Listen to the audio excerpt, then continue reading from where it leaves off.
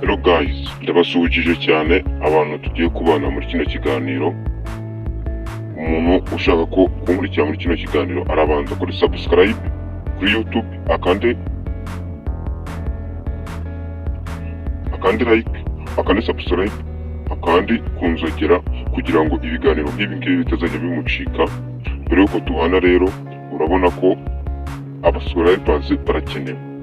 Niba bakenewe rero nta kintu ugomba gukora, n'ibyo nakubwiye kugira ngo mbone abasubscribers benshi, nuko ugomba kuba wabigizemo uruhare kugira ngo tuzajye tuganira akantu ku kandi. Urabona nk'iyi video igamije kugira ngo ukande subscribe, ukande like, byose ubikora.